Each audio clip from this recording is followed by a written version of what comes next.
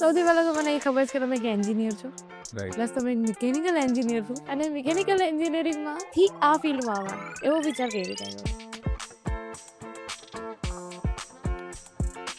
એન્જિનિયરો એ પણ ક્રિએટિવ જ લોકો હોય છે, અને જે લોકો ફિલ્મમાં આવે એ પણ ક્રિએટિવ લોકો હોય. તો મૂવીઝ જોવા, મૂવી રાઇટિંગ માટે ઇમ્પોર્ટન્ટ છે. જે લોકોએ ક્લાસિક્સ ફિલ્મ બનાવી છે એ તમારે જોવી જોઈએ, જેની ખબર પડે કે સારી ફિલ્મો કેવી હોય અને અત્યારે કેવી ફિલ્મો આવી રહી છે, દર્શકોને કેવી ફિલ્મો ગમી રહી છે. 2022માં મેં બુક અ વીક એટલે 52 બુક્સ વાંચી હતી, અને અ મૂવી અ ડે એટલે 365 મૂવીઝ જોઈ હતી. ઓ ભાઈ સાહેબ, તારો સરમાં એકચ્યુઅલી જે સિચ્યુએશન હતી ને એમાં પહેલા બીજું એક સોંગ બન્યું હતું, તો એ અમને લોકો બહુ ગમતું હતું, બટ પ્રોડ્યુસરને એવું થયું કે ના હજી થોડુંક સિમ્પ્લિફાઈ કરીએ. એમાં મેં થોડાક ઉર્દુ શબ્દો વાપર્યા હતા. પછી બીજું એક બનાવ્યું તો કે ના હજી કંઈક કરીએ. પછી એમણે ફરીથી એક ટ્યુન મોકલી, મને કીધું કે જોઈ જો આમાં કંઈ લખાયેલું, અને એમાં પછી વર્ડ આવ્યો તારો થયો.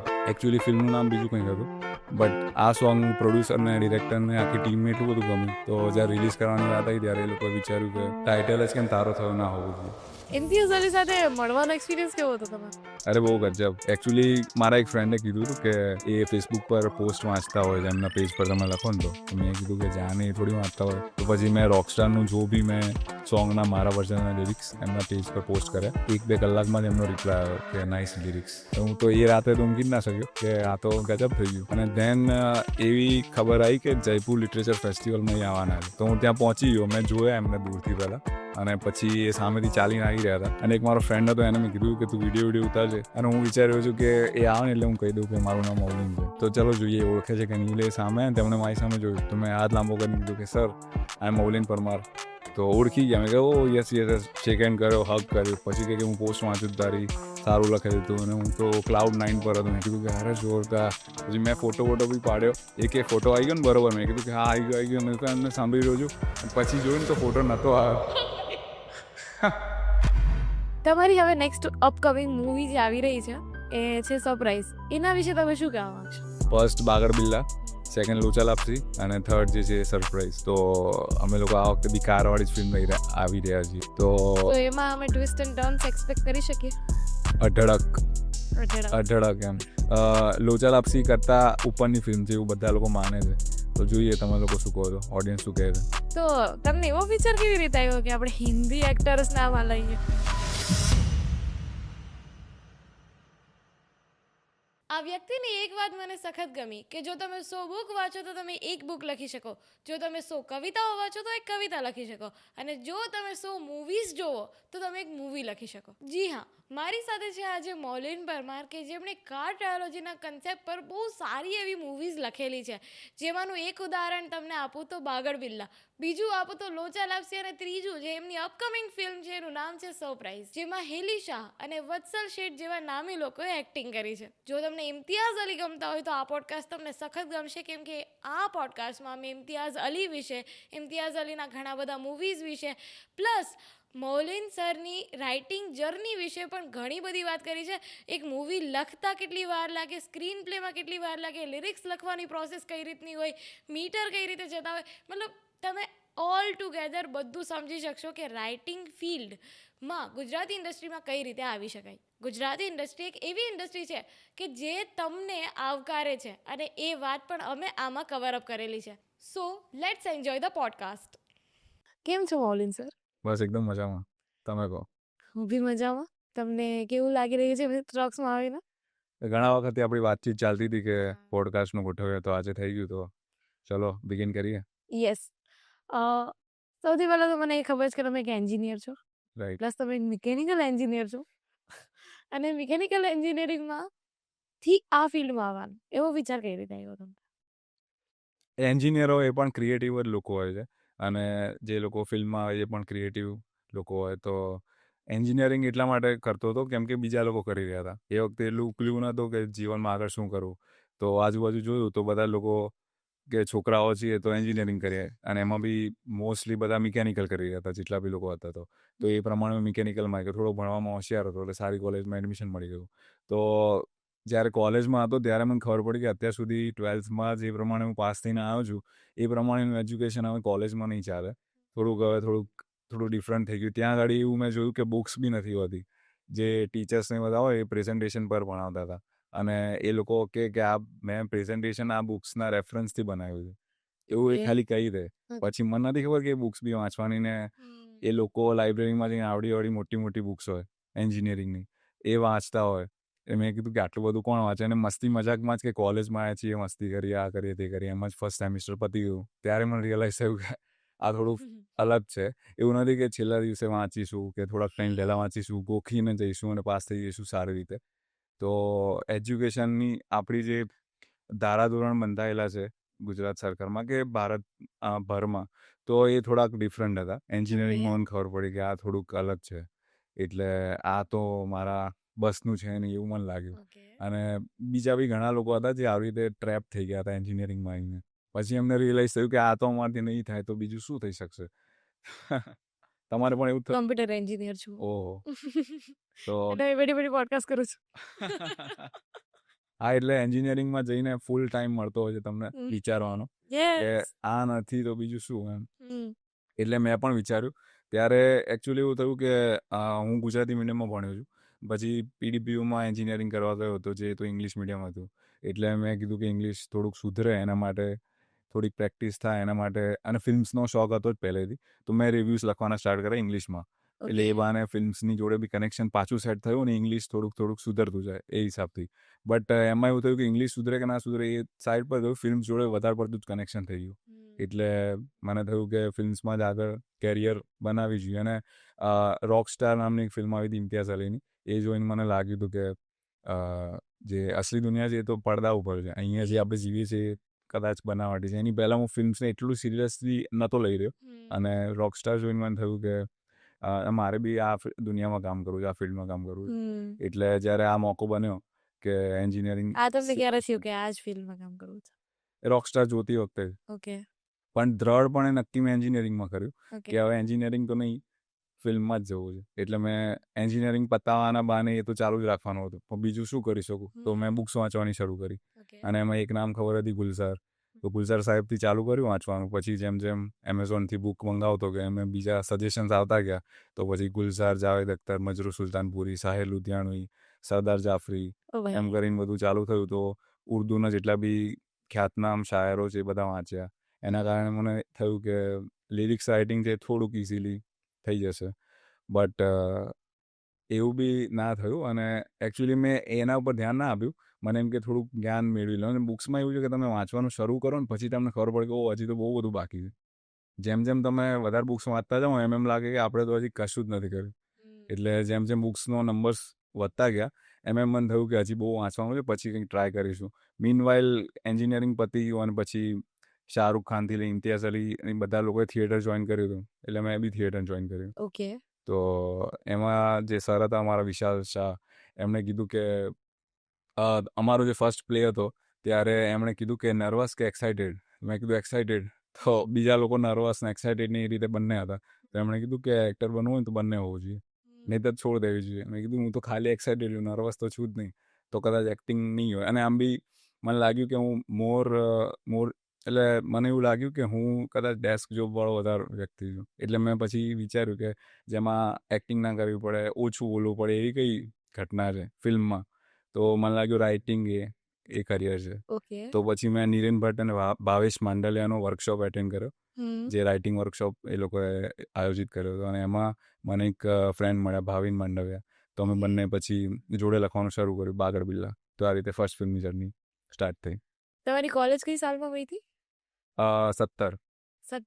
અને 20 પછી ક્યારે આવી? એટલે બાગડ બિલ્લા 2019માં લખાઈ હતી. ઓકે. અને પછી 20માં શૂટ થયું એનું. ઓકે. અને આવી તો 2022માં, બીકોઝ કોરોના હતો ત્યારે. Okay, got it. તમે કીધું કે તમને બુક્સ વાંચવી ગમે છે, તો તમને એન્જિનિયરિંગની બુક્સ વાંચવી નથી ગમતી, બટ તમને આ બુક્સ વાંચવી ગમતી હતી. તો એવું કઈ રીતે, એવું શું કામ એમ? એટલે હું નાનો હતો ને ત્યારે મારા મમ્મી અને પપ્પાએ બુક્સ મને લાવી આપી હતી, ત્યારે મેં વાંચી હતી. પછી જેમ જેમ મોટો થયો એમ ભણવાની જે બુક્સ હોય એ બધી વાંચી. અને પછી એન્જિનિયરિંગમાં તો મને લાગતું નથી બહુ બુક્સ વાંચ્યું મેં. એમાં તો પીપીડીમાંથી જ તૈયાર કર્યું હતું, તો બુક્સનું થોડુંક છૂટી ગયું. બટ જ્યારે મેં લિટરેચર વાંચવાનું શરૂ કર્યું તો એમાં તો પછી રસ એકવાર પડવાનો શરૂ થયો પછી તમે અટકી નથી શકતા. ઇવન હું આજે આવી રહ્યો તો બી સવારે 10 પેજ વાંચીને જ આવ્યો છું. એટલે બુક્સ જોડે તો હવે એટલો લગાવ થઈ ગયો છે કે મારા બેડ પર બુક્સ પડી જ હોય છે, જે હવે વાંચવાની હોય અથવા વંચાઈ રહી હોય. તો રીડિંગ કેટલું ઇમ્પોર્ટન્ટ છે એક રાઇટર બનવા માટે? બહુ જ વધારે. એટલે મને એવું લાગે છે કે 100 પેજ વાંચો ને તો તમે એક પેજ લખી શકો. ઓકે, 100 બુક્સ વાંચો તો એક બુક લખી શકો. બહુ મજાની વાત છે. 100 કવિતાઓ વાંચો તો એક કવિતા લખી શકો. એટલે તમારી એક કવિતાની બુક બહાર પાડવી હોય તો કેટલી કવિતાઓ વાંચવી પડતી હશે. ઓ ભાઈ, અને 100 મૂવીઝ 1000 મૂવીઝ જુઓ ને તો એક મૂવી લખી શકો. પછી બીજી મૂવી લખવા માટે બીજા 1000, અથવા તો થોડું કોમ્બિનેશન, થોડુંક વાંચ્યું, થોડુંક મૂવીઝ જોયા, થોડુંક ફર્યા, બીજા લોકોને જાણ્યા, તો એ પ્રમાણે તમારું માઇન્ડ એક્ટિવ થોડુંક રહે, નવું નવું શીખતા રહો, તો તમે પોતાને બી જાણતા રહો. નહીંતર તો તમે વાંચતા ના હો એટલે તમે પહેલાંથી જેટલું ખબર છે એ તો પહેલી ફિલ્મમાં ઠાલવી દીધું, પછી શું? તો એની એ જ વસ્તુ ગોળ ગોળ કરવી પડે. તો પછી લોકો કે આ તો એકનું એક કરે. બરોબર. મૂવીઝ જોવા, મૂવી રાઇટિંગ માટે ઇમ્પોર્ટન્ટ છે? હા, છે. જે લોકોએ ક્લાસિક્સ ફિલ્મ બનાવી છે એ તમારે જોવી જોઈએ, કે જેનાથી ખબર પડે કે સારી ફિલ્મો કઈ હોય, કેવી હોય, અને અત્યારે કેવી ફિલ્મો આવી રહી છે, દર્શકોને કેવી ફિલ્મો ગમી રહી છે. એ બધી ફિલ્મો જોડે તમે જુઓ તો કન્ટેમ્પરરી કેવી ફિલ્મ્સ બની રહી છે, લોકો શું બનાવી રહ્યા છે, એનો તમને આઈડિયા આવે. તમે ફિલ્મ્સ પણ ના જોતા હો, બુક્સ પણ ના વાંચતા હો, ફરતા પણ ના હો, તો તમે પછી એક કૂવાના દેડકા જેવું થઈ ગયું તમારું જીવન. પછી તમને એમ કે મેં તો જોરદાર ફિલ્મ લખી છે કે બનાવી છે, પણ લોકોને કદાચ ના બી ગમે, કેમ કે એ તો તમારું વર્લ્ડ છે. જ્યારે તમે વર્લ્ડ વ્યૂ તમારો મોટો કરો છો, બીજી ફિલ્મ્સ જુઓ છો, બુક્સ વાંચો છો, ફરવા જાઓ છો, તો એ તમને ફાયદાકારક રહે છે. અમે લોકોએ તો, હું અને મારા ફ્રેન્ડ છે ભાવિનભાઈ, અમે લોકો શરત લગાવીએ છીએ કે આ વર્ષે આટલી મૂવીઝ જોવાની, આટલી બુક્સ વાંચવાની. ઓકે. તો 2022માં મેં અ બુક અ વીક એટલે 52 બુક્સ વાંચી હતી, અને અ મૂવી અ ડે એટલે 365 મૂવીઝ જોઈ હતી. ઓ ભાઈ સાહેબ, અમુક લોકો પોડકાસ્ટમાં કહેતા હોય છે કે મેં 1000 મૂવીઝ જોઈ કાઢી, આમ તેમ, પણ એ બધી ગપ્પા છે. 365 મૂવીઝમાંથી મને ખબર પડી ગઈ કે આ બી અચીવ કરવું બહુ અઘરું છે. અઘરું બહુ જ અઘરું છે. ભાઈ, દરરોજની એક હા, બેવું બહુ જ અઘરું છે એમ. પણ એ અચીવ કરી લીધું ને પછી 2023ની જાન્યુઆરીએ જે જુસ્સો હતો ને અંદર, કે હવે આવી જ જાઓ કોઈ બી સ્ટોરી લઈને, બધી પતાવી દઈએ, એ જે જુસ્સો હતો ને એ એકચ્યુઅલી ચેલેન્જ પૂરી કરવાના લીધે આવ્યો હતો. એટલે મને એવું લાગે કે જીવન જીવવા માટે દરેક વર્ષે થોડી ચેલેન્જીસ તમે પોતાની જાતને આપવી જોઈએ, અને એને પૂરી કરવા માટે જી જાન લગાવી દેવાનું. તો એ તમને જે કોન્ફિડન્સ આપશે ને એ બીજું કંઈ નહીં આપી શકે. એટલે તમને કંઈ પણ એવું લાગતું હોય કે આ તો મારાથી નહીં થઈ શકે, તો એને ચેલેન્જ તરીકે લેવાનું, એને પૂરું કરી લેવાનું. પછી દુનિયામાં કોઈ પણ તાકાત તમને રોકી નહીં શકે.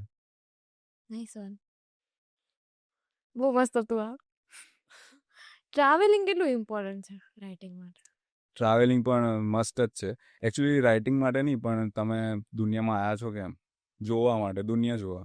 તો ફરવું તો જોઈએ જ ને. બિલકુલ. એક શેર છે કે સૈર કર દુનિયા કી ગાફિલ, જિંદગાની ફિર કહાં, જિંદગાની ગર રહી તો યે જવાની ફિર કહાં. એટલે જ્યાં સુધી તમે જવાન છો, તમારા હાથ પગ ચાલે છે, તમે બધું ખાઈ પી શકો છો, કોઈ રોગ નથી, ત્યાં સુધી તમારે દુનિયા એક્સપ્લોર કરવી જોઈએ. જાત જાતનું ખાવું જોઈએ, લોકોને મળવું જોઈએ. કેમ કે તમે જ્યાં રહો છો ને એ બધું તમારું કમ્ફર્ટ ઝોન છે. પણ તમે ફરવા જાઓ છો તો તમે એક આઉટર સ્પેસમાં જાઓ છો, અને થોડુંક તમે કમ્ફર્ટનેસથી થોડાક બહાર આવો છો. તમારે ખાવામાં થોડું કોમ્પ્રોમાઇઝ કરવું પડે, ક્યાંક રહેવામાં કરવું પડે. તો એ બધું તમને એક પર્સન તરીકે મેચ્યોર કરે છે. અને એ જ બધું તમે ફિલ્મમાં વાપરો. તમે કોઈ એવી જગ્યાએ ગયા હોય, ત્યાં કંઈક અનોખું જોયું, અથવા તો તમે કોઈ એક્સપિરિયન્સ કર્યો, એ તમે ફિલ્મમાં મૂકો, તો એ પછી મૌલિક જ રહેવાનો છે. એટલે કોઈ તમે એવું નહીં કહી શકે કે આ તો ક્યાંકથી ઉઠાયેલો આવ્યો છે. કેમ કે તમે પોતે જીવેલું છે, પોતે જોયેલું છે. તો તમારે અગર મૌલિક વાર્તાઓ કરવી હોય તો ફરવું is must. Is it possible કે તમે જે એક્સપિરિયન્સ કર્યું છે એને તમે વાર્તામાં ઉતારી શકો? કેમ કે એક્સપિરિયન્સ જે કર્યું એ લાઈક નથી, એમ કહી શકાતું નથી, એવું કંઈ એક્સપ્રેસ નથી કરી શકાતું, તો એને ફિલ્મમાં કઈ રીતે ઉતારું? હા, એટલે એક્સપ્રેસ કરવાના બહુ બધા વેઝ હોય છે. કોઈક ડ્રોઈંગ કરીને કરે, કોઈક સિંગિંગમાં, કોઈક લખીને કરે. એમાં લખવામાં બી ઘણા બધા પ્રકાર હોય છે. કોઈક બ્લોગ લખે, કોઈક કવિતા લખે, કોઈક ગઝલ લખે, કોઈક ફિલ્મ લખે, કોઈ નાટક લખે, તો તમે કોઈક FB પોસ્ટ લખે.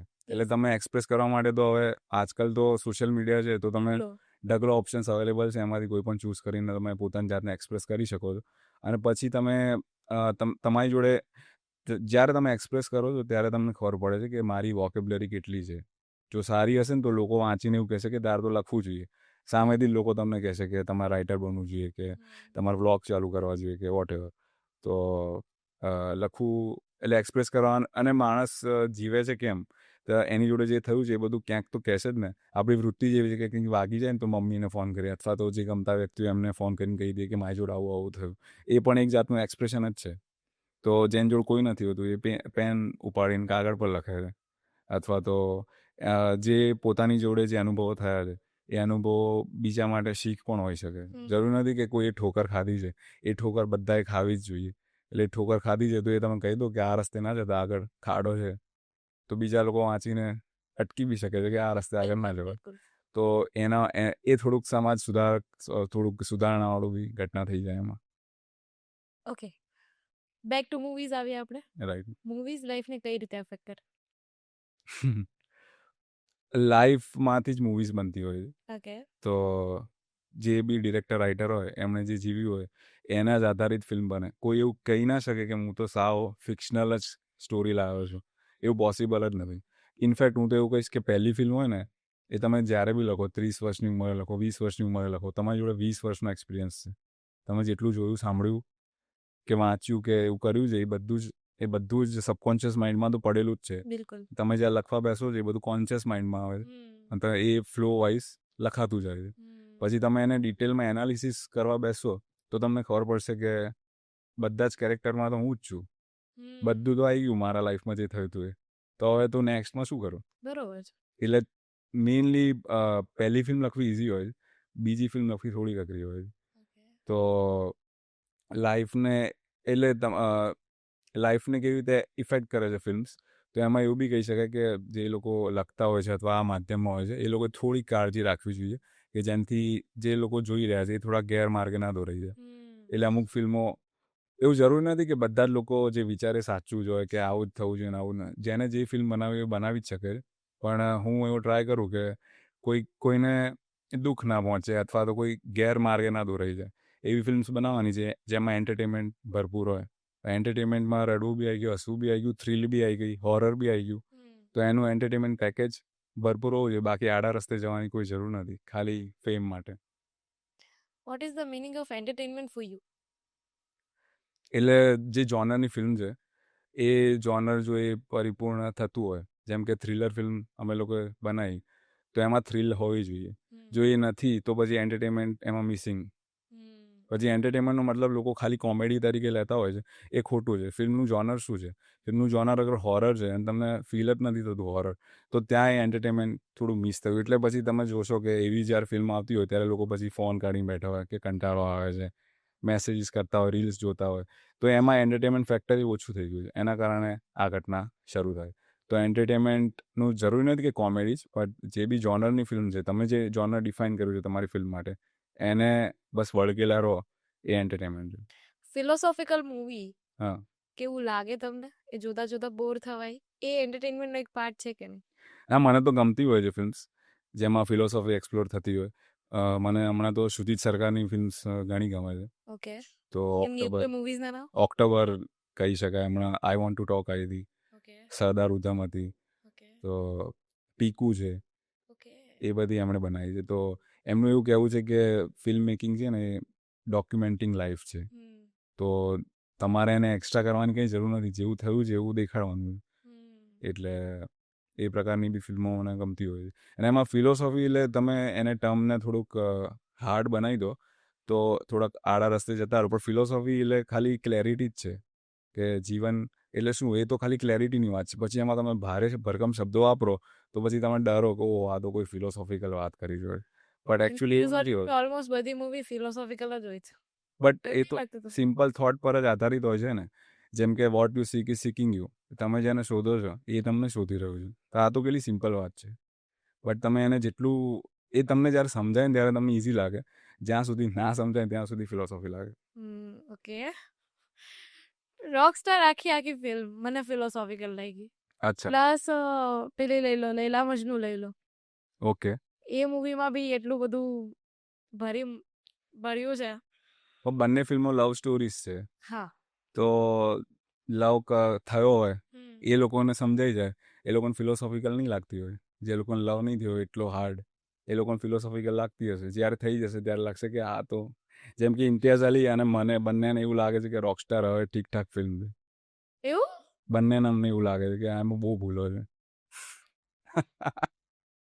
જ્યારે એક ટાઈમે એ મારી ફેવરેટ ફિલ્મ હતી અને હું હજી બી કહીશ કે એ જ ફિલ્મે મારા જીવનનો વળાંક એક આપ્યો. બટ હમણાં ગયા વર્ષે રિલીઝ થઈ હતી ત્યારે મેં જોઈ ફરીથી. મેં કીધું કે આ ફિલ્મમાં થોડોક લોચો તો છે.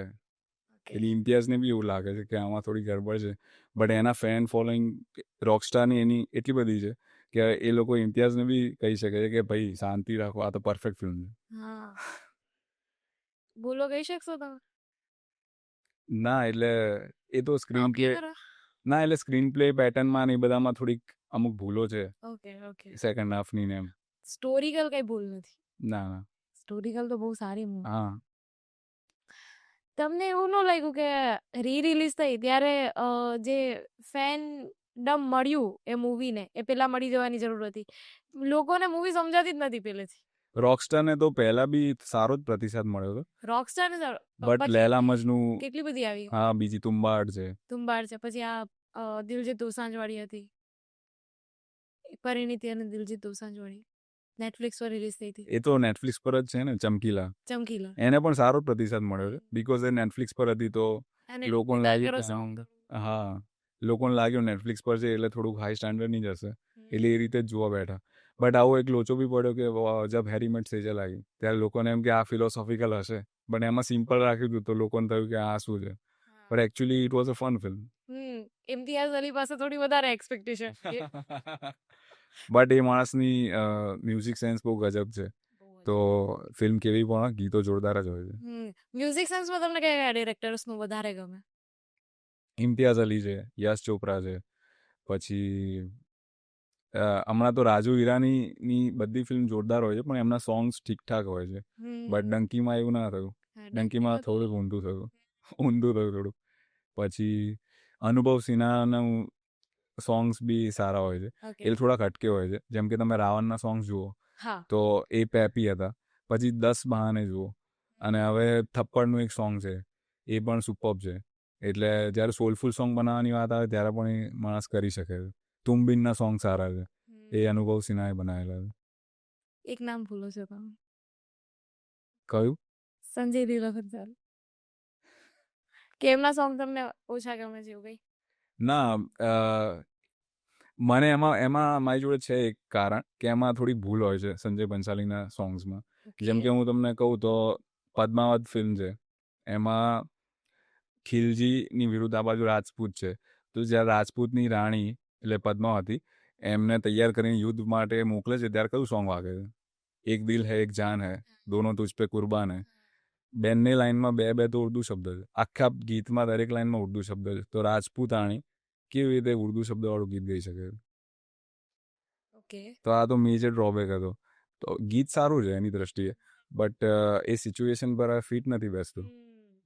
એટલે મને લાગ્યું કે આ થોડુંક, બાકી ગુઝારિશના સોંગ્સ મસ્ત છે, પછી બાજીરાવના સારા છે, દેવદાસના મસ્ત છે, હમ દિલ દે ચુકે સનમના મસ્ત છે. તો એ તો છે જ. મ્યુઝિક સેન્સ એમની બી જોરદાર છે. અને એકચ્યુઅલીમાં મ્યુઝિક સેન્સ એટલે મ્યુઝિકલ ફિલ્મ્સ જે હોય ને એ તમને થોડુંક પુશ કરતી હોય ને સ્ટોરીને ત્યારે તમે ખીલીને એને માણી શકતો હો. જેમ કે અનુરાગ બાસુ છે ને એમના બી સોંગ્સ સુપર હોય છે. બરફી જોઈ લો, મેટ્રો જોઈ લો, જગ્ગા જાસૂસ જોઈ લો, તો એના બી બધા સોંગ સુપર હોય છે. હમણાં આશિકી 3 આવી રહી છે, લેટ્સ હોપ કે સારા સોંગ્સ હોય. પ્રીતમ શંકર એસપ્લોય આપડા બી રાઈટ આપડા સચિન જીગર. હા રાઈટ. લિરિસિસ્ટમાં તમને સૌથી વધારે કોણ ગમે બોલિવૂડ સાઈડ આપણે જઈએ તો? આમ તો ગુલઝાર સાહેબ, જાવેદ સાહેબ એ બધા તો છે જ, બટ નંબર 1 પર હું આમ તો કન્ટેમ્પરરીમાં હું રાખીશ ઇરશાદ કામિલને. કેમ કે એમણે જે સોંગ્સ લખ્યા છે એમાં થોડા માસી બી છે, ક્લાસી બી છે, શાયરીની જરૂર હોય ત્યાં એ પણ છે. એમણે નવા અમુક વેરિએશન્સ પણ ટ્રાય કર્યા છે. એક શાયદ કરીને સોંગ છે લવ આજકલ 2માં હતું, તો એના જે અંતરો છે એમાં એમણે પ્રાસ ફર્સ્ટ ને થર્ડ લાઇનમાં બેસાડ્યો છે, સેકન્ડ લાઇનમાં કંઈ નથી રાખ્યું. આંખો કો ખ્વાબ દેના ખુદ ही सवाल करके खुद ही जवाब देना. તો ફર્સ્ટ લાઇન ને થર્ડ લાઇનમાં ખ્વાબ જવાબ વાળો પ્રાસ છે, સેકન્ડ લાઇનમાં કંઈ નથી. આ વાળું ટ્રાય મેં તારો થયોના ટાઇટલ સોંગમાં કર્યું હતું કે અંતરો જે હતો એમાં ફર્સ્ટ લાઇન ને થર્ડ લાઇનમાં પ્રાસ મળતા હોય, સેકન્ડ લાઇન બ્લેન્ક જતી હોય. તો એ રીતને એ એક્સપેરિમેન્ટ કરતા હોય છે અને સક્સેસફુલ પણ છે, હા સારા એવા. અને મોસ્ટલી દર વર્ષે લગભગ એવોર્ડ્સ પણ મળતા હોય છે એમને સારા લિરિક્સના કારણે. તો એ એક કહી શકાય કે એમને ફોલો કરવા જોઈએ. અને એક અંડરરેટેડ લિરિસિસ્ટ પણ છે જેમનું નામ છે પ્રસૂન જોશી. ઓકે. એમના સોંગ્સ પણ ધાંસુ હોય છે, બટ એ એટલા સુધી લોકો સુધી એટલા પહોંચતા નથી. પહોંચી ગયા છે પણ કોઈને ખબર નથી કે આ પ્રસૂન જોશીએ લખેલા છે. અને અમુક તો એટલા અંડરરેટેડ છે કે એ તમે સાંભળો ને તમને લાગે કે આ કયા માણસે લખ્યું છે, જોરદાર સોંગ છે. એનું એક સોંગ છે દિલ્હી સિક્સનું, એનો અંતરો છે ને કે સીપિयों के होंठ से मोती छलक रहे हैं, गजलों की सोहबत में गीत भी बहक रहे हैं, વાહ. समंदर लहरों की चादर ओढ़ के सो रहा है, पर मैं जागूं एक खुमारी एक नशा सा हो रहा है, तू मगर है बेखबर है बेकदर दिल गिरा कहीं दफ्तन. આવું એક સોંગ અમને લખ્યું છે. અને બીજા તો તારે જમીન પરના સોંગ જોઈ લે એમને લખ્યા છે. Oh my God. રંગ દે બસંતીના એમને લખ્યા છે. એમાં કોલેજ જેન પર હતું તો એમાં લખ્યું હતું કે टल्ली होकर गिरने से समझी हमने ग्रेविटी, इश्क का प्रैक्टिकल किया तब आई क्लैरिटी, ना कोई Hi. सीखने वाला ना कोई पढ़ने वाला, अपनी तो पाठशाला मस्ती की पाठशाला. Good. તો આ તો સુપર અંડરરેટેડ લિરિસિસ્ટ છે પ્રસૂન જોશી. બાકી અમિતાભ ભટ્ટાચાર્ય બી સારું લખે છે, કૌસર મુનીર એ પણ સારું લખે છે. બીજા હું એવું કહીશ કે બોલિવૂડ કરતાં ગુજરાતીમાં સારા ગીતો લખાય છે.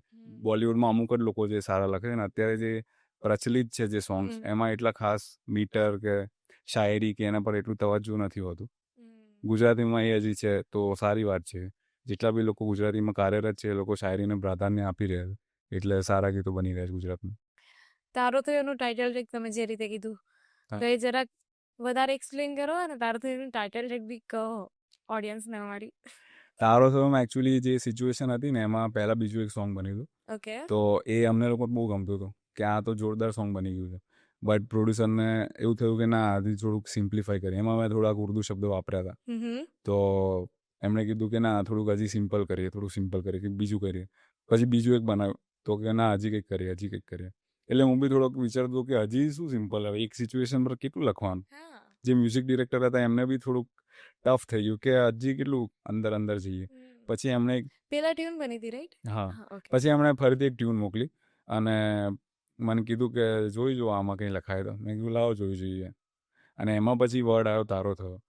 તો એકચ્યુઅલી ફિલ્મનું નામ બીજું કંઈક હતું, બટ આ સોંગ પ્રોડ્યુસરને ડિરેક્ટરને આખી ટીમને એટલું બધું ગમ્યું. જેટલા લોકોને મળતા હતા એ મેકિંગ દરમિયાન બધાને સંભળાવતા હતા કે આ સોંગ જુઓ, આ સોંગ જુઓ. તો જ્યારે રિલીઝ કરવાની વાત આવી ત્યારે એ લોકોએ વિચાર્યું કે ટાઇટલ જ કેમ તારો થયો ના હોવું જોઈએ, તો એ લોકોએ ટાઇટલ ચેન્જ કરી દીધું ને પછી તારો થયો જ. Oh my God. લિરિક્સ ઉપરથી અમે ટાઇટલ જ ચેન્જ કર્યું. રાઈટ. વાવ. એમના લિરિક્સ તમારે ઓડિયન્સને કેવા છે? તારો થયોના લિરિક્સની વાત કરું તો એમાં જે મેં કીધું કે ઇરશાદ કામિલે જે પ્રમાણે સેટ કર્યું એ પ્રમાણે મેં એવું કર્યું હતું કે હોઠ બીડાય છે આંખ મલકાવીને વાત કહેવાય છે દિલની સમીપથી, પ્રેમની શેરીમાં રોશની છે ઘણી જિંદગીમાં અગણિત દીપથી. તો સમીપથી દીપથી આ બાજુ જિંદગીમાં શેરીમાં ઉપર બીડાય છે કહેવાય છે, એટલે ફર્સ્ટ થર્ડ પછી ફોર્થ લાઇન જુદી રાખી, પછી ફર્સ્ટ થર્ડ ફોર્થ લાઇન, એટલે બે એક અંતરામાં બે સેક્શન પાડીને આવી રીતે પ્રાસ મેં એમાં બેસાડ્યા હતા. તો એકચ્યુઅલી લિરિક્સ રાઇટિંગ છે એ થોડુંક મિકેનિકલ કામ છે, બટ પહેલાં તમે ક્રિએટિવ થોડા એક્ટિવ થઈ જાઓ પછી તમે કાગળ પર એને ઉતારી લો કે આ થોટ પર મારે રમવાનું છે, પછી તમે એમાં થોડુંક મિકેનિઝમ એડ કરો કે અહીંયા પ્રાસ આવવો જોઈએ, અહીંયા આવવો જોઈએ, આ લાઈન થોડી કાઢી, આ લાઈન નાની કરીએ, બીજી લાઈન મોટી કરી દઈએ, તો એ રમવાની વધારે મજા આવે. એમાં જે ક્રિએટિવ ફ્રીડમ હોય છે ને એ એકચ્યુઅલી સ્ક્રીન રાઇટિંગમાં એટલી નથી મળતી જેટલી લિરિક્સ રાઇટિંગમાં મળે છે.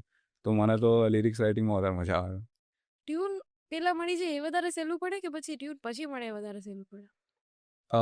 જનરલી 95% ગીતો ટ્યુન પર જ લખાતા હોય છે, ઓકે. એવું મેં બધાના ઇન્ટરવ્યૂઝમાં સાંભળ્યું છે. અને મેં પણ જેટલા લખ્યા છે એમાંથી એક સિવાય બધા ટ્યુન પર જ લખ્યા છે. ઓકે. તો મેં જે એક ટ્યુન વગર લખ્યું હતું એ પણ કોઈક ટ્યુન પર જ લખ્યું હતું, પણ મેં જે મ્યુઝિક ડિરેક્ટર હતા એમને કીધું નહોતું કે આ ટ્યુન છે, હા. કેમ કે પછી એની રીતે બનાવી. હા કેમ કે ટ્યુન પર જ એકચ્યુઅલી લખાતું હોય. તમે કોઈ ગઝલ જોશો તો ગઝલ પણ ટ્યુન પર જ લખાતી હોય છે. તો કેમ કે એમાં મીટર ફોલો કરવાનું હોય, પ્લસ ફર્સ્ટ લાઇન ને સેકન્ડ લાઇન સેમ લેન્થની હોવી જોઈએ, એમાં સેમ અક્ષર હોવા જોઈએ, તો એ ખબર કેવી રીતે પડશે? તો કોઈ બાંધેલું ધોરણ હોય એને તમે ફોલો કરો તો જ ખબર પડે. એટલે ટ્યુન પર લખવું આમ બધા લોકો લખી નથી શકતા હોતા, બટ હા ખબર નહીં એ લોકોને એવું લાગતું હોય, પણ મને એવું લાગે છે કે ટ્યુન પર લખવું ઈઝી. આમ ઇઝી છે. એકચ્યુઅલી હું બી થોડા ઘણા લિરિક્સ લખું છું હા. તો હું તમને બતાવીશ ચોક્કસ. તમે કહેજો કે આમાં કેમ કે મીટરમાં આવી જાય છે મીટર અચ્છા. મીન્સ કે ટ્યુન ઉપર આવી જાય છે બરાબર. પછી એ ખબર નથી મને કે રૂલ્સ પ્રમાણે બરોબર છે કે રૂલ્સ તો એવા કોઈ ગીતમાં તો હોતા નથી, ઓકે બટ શાયરીમાં સેકન્ડ ને ફોર્થ લાઇનમાં પ્રાસ હોવો જોઈએ એવું, પણ એને બી તમે તોડી શકો છો 3 લાઇનની બનાવીને. ઓકે તો એમાં કોઈ એવા રૂલ્સ છે નહીં. તમને એને ટ્યુનને જસ્ટિફાઈ કરી શકતા હોય, જે સ્ટોરી હોય, સિચ્યુએશન હોય એને, પ્લસ જે ડિરેક્ટર પ્રોડ્યુસર છે એ લોકોને ગમવા જોઈએ, અને તમને બી એવું લાગવું જોઈએ કે સારું લખાયું છે. તો આટલા ફેક્ટર્સને તમે સમાવી લો તો એક સારું ગીત બની શકે છે. સૌથી પહેલા તમે વિકીડાના વરઘોડાના લિરિક્સ લખ્યા હતા રાઈટ રાઈટ. તો એના લિરિક્સ તમને કઈ રીતે મળ્યા એકચ્યુઅલી પહેલાં બાગડ બિલ્લા ફિલ્મ લખી, ઓકે પછી એમાં જે એડિટર્સ હતા રાહુલ ભોલે અને વિનીત કનોજિયા, તો એમની જ ફિલ્મ હતી વિકીડાનો વરઘોડો. ઓકે એટલે એ ફિલ્મ તો એકચ્યુઅલી પહેલાં બની ગઈ હતી, બટ જ્યારે રિલીઝ કરવાનું આવ્યું ત્યારે એક સોંગ એમને એડ કરવાનું થયું, અને એ નવું બનાવવાનું હતું ત્યારે. એટલે એમણે બાગડ બિલ્લાના સોંગ્સ સાંભળેલા હતા, એટલે એમણે મને કીધું કે તું લખી કાઢીશ, ફટાફટ લખવાનું. મેં કીધું કે કો સિચ્યુએશન શું છે, મને એકચ્યુઅલી સ્ટોરી પણ ખબર નથી વિકીડાના વરઘોડાની. તો એમણે મને મ્યુઝિક ડિરેક્ટરનો નંબર આપ્યો, એમણે મને વોટ્સએપ પર એ રીતે ગઈને મોકલ્યું કે આની પર લખવાનું છે. મને સિચ્યુએશન કીધી કે આ રીતની સિચ્યુએશન છે કે સ્કૂલનો છોકરો છે અને ફર્સ્ટ ટાઈમ લવ થયો છે, તો એને કહેવું છે કે મને લવ થયો છે પણ પેલીને કહી નથી શકતો ને, એ ટાઈપની સિચ્યુએશન છે, તો એવું કંઈક સોંગ જોઈએ છે. અને એનું શૂટ થઈ ગયું હતું, એટલે એ શૂટ થઈ ગયેલા સોંગ પર મ્યુઝિક ડિરેક્ટર એને એડિટ પણ થઈ ગયું હતું. એકચ્યુઅલી લોક હતી ફિલ્મ, તો એની પર સોંગ નવું બનાવવું એ પણ એક અઘરો ટાસ્ક હતો, જે અમર ખંદાએ મ્યુઝિક આપ્યું હતું. તો એમણે સુપરબલી એ ટાસ્કને પાર પાડ્યો, અને પછી મને લિરિક્સ લખવાનું કીધું. એટલે મેં એવું વિચાર્યું કે હું અગર સ્કૂલમાં આવું અને કોઈ છોકરી જોડે લવ થયો, તો ફર્સ્ટ ટાઈમ જ્યારે લવ થાય ત્યારે તમારા જેટલા બી ખુરાફાતી વિચાર હોય, એ મતલબ તમે ગુજરાતી સ્ટુડન્ટ હો તો તમારા એ વખતે વોકેબ્યુલરી એકદમ શાર્પ થઈ ગઈ હોય. તમે જે લખો ને તો જેટલા ભારે ભારે શબ્દો આવડતા હોય ને એ બધા વપરાય જ જાય. એટલે મેં એમાં ટ્રાય કર્યો કે મેઘના જેવી હૃદયની ધડકનો, સામે જો આવે તું ધડકે છે, એ ટાઈપની ફિલોસોફીને સિમ્પલીસ વાપરવાની એમાં ટ્રાય કર્યું. અને ગુલઝર સાહેબ એવું કીધું હતું કે એમના સ્ટાર્ટિંગના યર્સમાં એ ટ્રાય કરતા હતા કે એવા વર્ડ્સ વાપરે ગીતોમાં કે જે હજી સુધી એટલા બધા ના આવ્યા હોય. તો મેં આ પારેવડા સોંગમાં આબોહવા શબ્દનો ઇસ્તેમાલ કર્યો હતો કે જે હજી સુધી ગુજરાતી ગીતોમાં એટલો નથી આવ્યો, એટલે મેં આબોહવા એમાં વાપર્યું હતું. અને આમ એકચ્યુઅલી મેં ફર્સ્ટ ગીત તો ઓ મહેરમાં જે બાગડ બિલ્લાનું છે એ લખ્યું હતું. એટલે એ ફર્સ્ટ ગીત હતું, તો એમાં મેં ઇરશાદ કામિલને ટ્રિબ્યુટ આપવા માટે ઇરશાદ વર્ડ વાપર્યો હતો. અને એક છોકરી હતી જે મને ગમતી હતી એક ટાઈમે, તો એનું નામ બી એ ગીતમાં મૂકી દીધું છે. વાહ. કે એના લીધે લખવાનું ચાલુ કર્યું એવું કહેવા માટે. અને પછી એ જ સોંગનું છે ને રિપ્રાઇઝ વર્ઝન થોડાક ટાઈમ પછી બનાવવામાં આવ્યું. તો મેં વિચાર્યું કે હવે જે ઓરિજિનલ સોંગ છે એમાં તો કોઈક નામ મૂકી દીધું છે, આમાં બી કોઈક નામ મૂકી દઉં. કે મને એક એક્ટ્રેસ ગમે છે, એનું નામ આમાં મૂકી દઉં.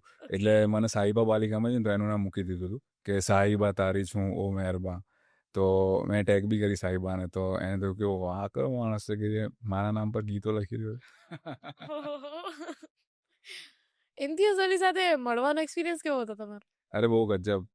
એકચ્યુઅલી મારા એક ફ્રેન્ડે કીધું હતું કે એ ફેસબુક પર પોસ્ટ વાંચતા હોય છે, એમના પેજ પર તમે લખો ને, તો મેં કીધું કે જાને એ થોડી વાંચતા હોય, કોઈ ટીમ હોય એ વાંચતી હોય. તો એ કહે કે ના તું ટ્રાય કર. તો પછી મેં રોકસ્ટારનું જો બી મેં સોંગના મારા વર્ઝનના લિરિક્સ એમના પેજ પર પોસ્ટ કર્યા, અને 1-2 કલાકમાં જ એમનો રિપ્લાય આવ્યો કે નાઇસ લિરિક્સ. મેં કીધું કે વાહ ભાઈ વાહ, જોરદાર. આ તો હું તો એ રાતે તો ઊંઘી જ ના શક્યો કે આ તો ગજબ થઈ ગયું. પછી થોડાક ટાઈમ પછી કંઈક તમાશાનું કોઈક વિડીયો ચેટ હતો, તો એમાં બી હું આવ્યો, એટલે મેં સવાલ પૂછ્યો, એમને જવાબ આપ્યો, તો એમ ફરીથી મારું નામ રિકોલ થયું. પછી બીજી બી કોઈ ઘટના હતી. એ ઘટના એવી હતી કે ઉત્તરાયણના ટાઈમ પર અમે લોકો ફ્રેન્ડ્સ બધા ધાબા ઉપર ભેગા થયા હતા, અને એમાં એક જણે કીધું કે તમાશા તો પેલું બકવાસ મૂવી છે ને આમ તેમ. એટલે મેં કીધું કે ધ્યાન રાખજે, આપણે ધાબા ઉપર ઊભા છીએ, તો બીચે ના પડી જાય એમ. તો આ વાળો કિસ્સો મેં ફની વેમાં લખીને એમને પોસ્ટ કર્યો, તો એ હસ્યા કે જોરદાર એમ. બીજા લોકોએ લખ્યું કે આ જબરું છે, ઇમ્તિયાઝ અલીના ફેને કોઈકને ધક્કો મારતી તો એવા ન્યૂઝ આવે તો ઇમ્તિયાઝ અલીને કેવું લાગતું હશે. પણ એમને તો મજા આવી ગઈ, હસવું આવ્યું. અને દેન એવી ખબર આવી કે જયપુર લિટરેચર ફેસ્ટિવલમાં એ આવવાના છે. એટલે મેં પોસ્ટ કર્યું કે સર તમે JLFમાં આવવાના છો? તો એમણે લખ્યું કે હા 23 તારીખે આવવાનું છે, એવું કોમેન્ટ આવી. કન્વર્ઝેશન એટલે કોમેન્ટ આવી પોસ્ટ પર. તો મેં કીધું કે હા તો બહુ જલ્દી થઈ ગયું એમ તો ચલો ચાન્સ મારી જઈએ ત્યાં. તો હું ત્યાં પહોંચી ગયો, મેં જોયા એમને દૂરથી પહેલાં અને એક ઓરા લાગતો જ તો એટલે હું તો પહેલાં જ ખુશ થઈ ગયો. મેં કીધું કે હા એમને જોવા હતા એક દિવસે અને આ તો મોકો બની ગયો. અને પછી એ સામેથી ચાલીને આવી રહ્યા હતા અને બધા ટોળા આજુબાજુ કે સર સેલ્ફી સેલ્ફી ને એ થોડાક આમ ગુસ્સામાં ચાલી ગયા હતા. અને હું વિચાર્યો છું કે એ આવે ને એટલે હું કહી દઉં કે મારું નામ મૌલિન છે. તો ચલો જોઈએ એ ઓળખે છે કે નહીં. એટલે એ સામે આવ્યા ને તેમણે મારી સામે જોયું તો મેં હાથ લાંબો કરીને કીધું કે સર આઈ એમ મૌલિન પરમાર. તો ઓળખી ગયા. મેં કહ્યું ઓ યસ યસ યસ, શેક હેન્ડ કર્યો, હગ કર્યો. પછી કે હું પોસ્ટ વાંચું જ તારી, સારું લખે દીધું. અને હું તો ક્લાઉડ 9 પર હતો. મેં કીધું કે અરે જે હતા. અને એક મારો ફ્રેન્ડ હતો એને મેં કીધું કે તું વિડીયો ઉતારજે. પછી મેં ફોટો બી પાડ્યો. એ ફોટો આવી ગયો ને બરોબર. મેં કીધું કે હા આવી ગયો હું કાન સાંભળી રહ્યો છું. અને પછી જોયું ને તો ફોટો નહોતો આવ્યો. ફોટો નહોતો. મેં કીધું શેટ આ શું થયું. પણ લકીલી પેલો ફ્રેન્ડ જે હતો એણે વિડીયો ઉતાર્યો હતો એટલે સાબિતી રહી લોકોને કહેવા માટે. બટ એની બી જરૂર ના પડી એકચ્યુઅલી, કેમ કે હું પાછો આવ્યો તો લવ આજકલનો એક સીન છે કે જેમાં સૈફ અલી ખાન ટ્રેનમાં ઉપર બેઠો છે ને આમ થોડો સ્માઇલ કરતો આવી રહ્યો છે. તો મેં એનો એ ફોટો મૂકી દીધો. મેં કીધું કે જયપુરથી અમદાવાદ પાછો આવ્યો ને તો આ રીતે આવ્યો હતો. તો એમની કોમેન્ટ આવી કે nice, actually it was great to meet you too. તો મેં કીધું કે ભાઈ હવે તો મને કંઈ વિડીયોની બી જરૂર નથી. આમણે કહી દીધું કે હું મળે જ છું. અને પછી વારે તહેવારે ઇન્સ્ટા લાઈવ થાય કે ફેસબુક લાઈવ થાય એમાં મારો સવાલ આવે તો એ કહેતા હોય કે oh Maulin yes we have met. પછી મારો સવાલનો જવાબ આપે. અને લકીલી ફરીથી લાસ્ટ યર મળવાનું થયું. તો એમને રિકોલ કરાવવું પડ્યું મારે કે સર મૌલિન એટલું કીધું ને તો એમને કહ્યું કે કોણ મૌલિન. ના કહેવું પડે સર જયપુર. તો એમને યાદ આવી કે ઓ યસ બહુ ટાઈમે મળ્યા આપણે. અને બીજું એ કે કોરોના ટાઈમમાં છે ને એમણે એક ફેસબુક પોસ્ટ કરી હતી કે કોણે વિચાર્યું હતું કે આવા દિવસો આવશે કે આપણે ઘરમાં બેઠા હોઈશું. એમાં 5 જણા નામ મેન્શન કર્યા હતા ને એમાંથી એક મૌલિન હતું. ઓકે, તો એ પણ જોરદાર લકી. શું કામ એ મેન્શન કર્યા હતા? એ કે hi this end Maulin. Okay, કોણે વિચાર્યું હતું કે આવા દિવસો હશે કે આપણે ઘરમાં બેઠા હોઈશું. એવી એક પોસ્ટ એમણે ફેસબુક પર કરી હતી. તો બધાએ લખ્યું હતું અને એમણે પૂછ્યું હતું કે તમે લોકો શું કરી રહ્યા છો એમ. તો મેં લખ્યું કે reading books and watching movies ઓર ઓપ્શન ही क्या है. તો સારું છે, એક મેમરી એમની જોડે બની ગઈ છે. હવે જોઈએ કામ ક્યારે કરવા મળે છે. હવે તો મતલબ તમારે એક વાત જ કરવાની છે કે ભાઈ હવે અમારે તમારી યારે કામ કરવું છે એટલે હા એ પોતાની સ્ક્રિપ્ટ તો જાતે જ લખે છે એટલે એમને કોઈ રાઇટરની તો જરૂર નથી. બટ એમની જોડે એસોસિએટ થવું તો છે જ એક દિવસ શ્યોર. હા કંઈ પણ રીતે હા એમની જોડે ફરવા મળે ને તો બી ઘણું બધું શીખવા મળશે.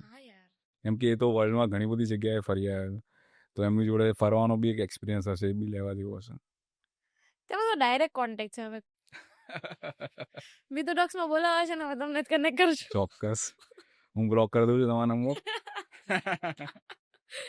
ઓકે, મૂવી ડાયલોગ્સ એ તમે કઈ રીતે લખો છો? મતલબ એક ઝોનમાં જવું પડે કે પછી ના ડાયલોગ્સ તો એવું થયું છે કે ફર્સ્ટ મૂવી જે હતું એમાં જાતના કેરેક્ટર્સ ઊભા કર્યા. પછી મેં જ્યારે વાંચ્યા કેરેક્ટરિસ્ટિક્સ બનાવ્યા ત્યારે મને થયું કે આ બધા તો મારા અંદરથી જ નીકળેલા છે. એટલે હું થોડો ફસાયો કે સેકન્ડ ફિલ્મમાં શું કરીશ.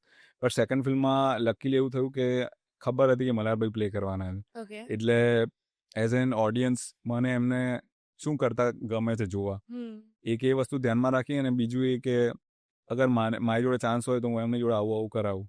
એ બંને વસ્તુ મેં ધ્યાનમાં રાખીને એમના ડાયલોગ્સ લખ્યા હતા. ઓકે, તો એ ડાયલોગ્સ મેં છેલ્લે રાખ્યા હતા કે ઓકે ભાસ્કરનું જે કેરેક્ટર છે એના ડાયલોગ્સ તો મને ખબર જ છે કેવી રીતે લખવાના છે. એટલે મેં પહેલાં બાકી બધાના ડાયલોગ્સ લખ્યા અને ભાસ્કરના ડાયલોગ્સ તો એકવાર બેઠો કે ઓકે હવે એ મારે લખવાનું છે તો ચલો ચાલુ કરી દઈએ. એ રીતે પછી ચાલુ કરી દીધા. તો એનો મને યાદ છે કે એનો જ્યારે છેલ્લો એકચ્યુઅલી મેં ફર્સ્ટ સીન સૌથી છેલ્લે લખ્યો હતો. ઓકે, તો જ્યારે એ સીન લખાઈ ગયો અને હું પછી તરત કોઈકને મળ્યો ને તો એ લોકોને થયું કે આ કેમ આટલો બધો વાઇબ્રન્ટ વાતો કરી રહ્યો છે એમ. કેમ કે હું એકદમ ખુલી જ ગયો હતો. કેમ કે હું ઘણા દિવસોથી મલ્હાર જ જીવી રહ્યો હતો મારી રીતે. એવા જ ડાયલોગ્સ લખી રહ્યો હતો અને એમાં છેલ્લો દિવસ મને બી ખબર છે કે હવે આજ પછી આ કેરેક્ટર હું નથી લખવાનું. એટલે એ જ્યારે જે હોય ને કે બધું જ કહી જ દઈએ હવે જે લખાયું નથી એ બી કહી દઈએ. તો એ પ્રમાણે થોડો વાઇબ્રન્ટ હતો. લોકોને લાગ્યું કે આનાથી થોડા દૂર રહો અત્યારે. એટલે હું તો એવું એડવાઇસ કરું કે ડાયલોગ્સ લખતા હોય ને ત્યારે બધા રાઇટર્સને છંછેડવાના નહીં. કેમ કે એમની અંદર કઈ આત્મા હોય છે ખબર નહીં. કેરેક્ટરની આત્મા હોય છે. ઓકે, મૂવી રિવ્યૂઝ વિશે હવે તમે શું કહેવા માંગશો? કે તમે મૂવી રિવ્યૂઝ જ્યારે કર્યા ત્યારે બહુ બધા મૂવીઝ જોયા પણ મૂવી રિવ્યૂઝ કરવા ટાઈમે મૂવીને તમે કઈ રીતે જોતા હતા? એટલે આમ તો ફર્સ્ટ શો જોવું જોઈએ જે બી રિવ્યૂ કરવા માંગે છે એને. કેમ કે ત્યારે તમને ખબર પડે કે કઈ મૂવીનો કેટલો ક્રેઝ છે, કેવા લોકો કેવી ફિલ્મમાં ફર્સ્ટ જોવા આવે છે. કેમ કે તમે કોઈ પણ ફિલ્મ સેટરડે જુઓ, સન્ડે જુઓ, નાઇટ શોમાં જુઓ, સવારે જુઓ, એ બધું ડિફરન્ટ હોય છે. એટલે તમે ફર્સ્ટ શો પર જાઓ ને તો તમને ખબર પડે કે એકચ્યુઅલીમાં આ ફિલ્મ માટે કેટલો ક્રેઝ છે ને કેમ છે. જેમ કે તમાશા જોવા ગયો ફર્સ્ટ શો, તો મને એમ કે કોણ આવ્યું હશે આવું પિક્ચર જોવા, તો આખું પેક હતું. ઓકે. અને મને ખબર ના પડી કે આ પેક કેવી રીતે છે, કેમ કે લાસ્ટ મૂવી હાઈવે હતું આ ડિરેક્ટરનું, તો એમાં તો આવું નહોતું થયું, તો આમાં કેમ આવું થયું. પછી મને ખબર પડી કે એ લોકો આવ્યા હતા રણબીર ને દીપિકાને જોવા માટે. એમને એવું હતું કે આ એ જવાની પાર્ટ 2 છે, એ લોકો એ રીતે જોવા આવ્યા હતા. પછી પિક્ચર કંઈ બીજી ચાલુ થઈ ગઈ તમાશા, એટલે એમને થયું કે આ શું ચાલી રહ્યું છે, આ કેમ ગાંડા વેડા કરી રહ્યો છે, એટલે એના નેગેટિવ રિવ્યૂ સ્પ્રેડ થાય. તો તમારું પોસ્ટર, ટ્રેલર એ બધું એકદમ જે ફિલ્મને અનુરૂપ હોય ને એવું તમે રાખો ને તો તમે પબ્લિકને ઉલ્લુ નથી બનાવી રહ્યા. તો પછી આવા નેગેટિવ રિવ્યૂઝ ઓછા આવશે. તમે જો ટુ ધ કન્ટેન્ટ વાત કરશો ટ્રેલર, પોસ્ટરમાં ને બધામાં, તો એટલે જે રિવ્યુઅર્સ હોય ને એ લોકોએ બ્લેન્ક સ્પેસ રાખીને જવાનું. ખાલી થોડુંક એટલું ધ્યાનમાં રાખવાનું કે આ લોકોની પહેલાં કઈ કઈ ફિલ્મો આવેલી છે, એના આધાર પર આનો રિવ્યૂ આપવાનો.